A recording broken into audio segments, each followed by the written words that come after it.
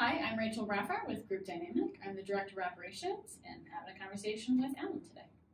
Hey there, Alan Fire, Group Dynamic. What are we talking about? Today we're talking about one-on-one meetings. We've had a lot of questions in sessions, through emails, on some of our posts about what are one-on-ones, the importance of them, and so we're just going to get started with the breakdown of one-on-ones. What is a one-on-one? A one-on-one is a weekly scheduled meeting between a supervisor and their direct reports, generally a half-hour length and always every week. In my world, every week. Every week. Mm-hmm. Why are one-on-ones important, and particularly in the last couple of years of change? Well, whether or not I love the way you set that up, because whether or not things have changed or not, some things are timeless.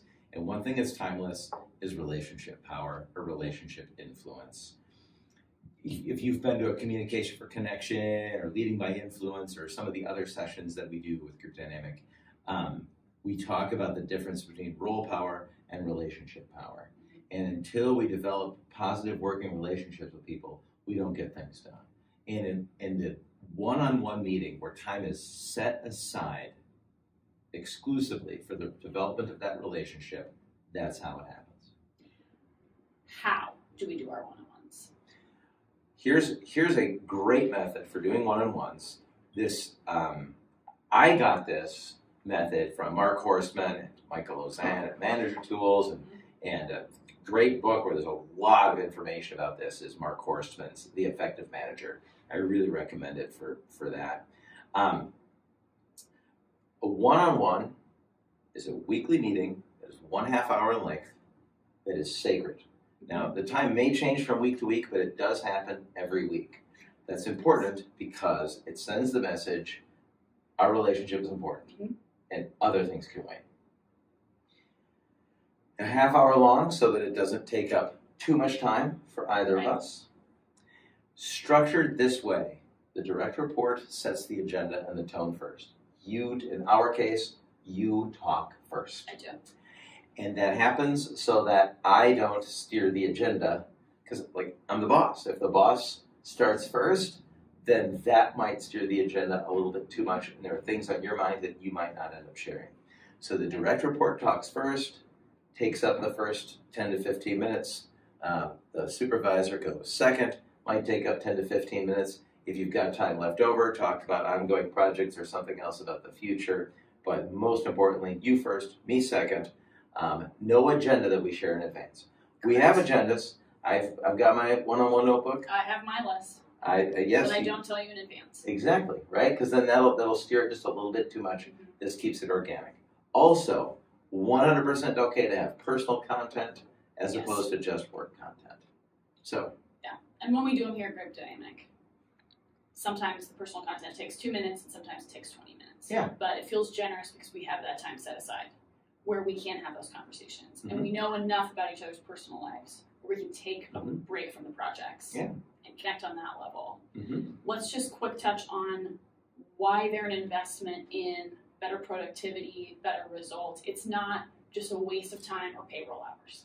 Right. Let's talk about efficient use of time and then productive conflict. So we all have our to-do lists, we have our calendar, we have everything all planned out. It's the interruptions that make us inefficient. Right. Like we get interrupted by something important, makes sense. There are times when that's appropriate. If you know that you've got a meeting with me within the next week, there's a lot of stuff that just waits for that meeting. It does. It forces us to decide, okay, is this enough of a priority that it can't wait until our meeting? Well, tomorrow, our next meeting is tomorrow, yes, right? It is. So if anything comes up today, it can probably wait till tomorrow, which means that if I hear from you, I'll be like, ooh, that's really important. Yes. So it limits our interruptions. That doesn't happen if you have bi-weekly or monthly one-on-ones. If you have a weekly, that's where you get that benefit. But back to the concept of developing human working relationships, when there has to be critical feedback, when something goes wrong, or either way, if there's something critical we need to talk about that might be awkward or uncomfortable or critical, and if we're if we're aiming high and we're working really hard, that is definitely going to happen. Mhm. You have that background relationship, you have that backbone, so that when you have to have a tough conversation, you still know that you're okay with each other because of that human connection. And so that results in, things happening more efficiently and effectively, yes, but also it does get addressed as Mhm. opposed to it getting avoided, which I think can happen in cases where people haven't made time to make that human connection. And it's scheduled. It's Mhm. on the schedule. Mhm. So there doesn't have to be a separate time set aside for it. Right. It will happen then. Mhm. Right. Well, we enjoy our one-on-ones, and they're really effective, and I think they help us both get more work done throughout the week. Yeah.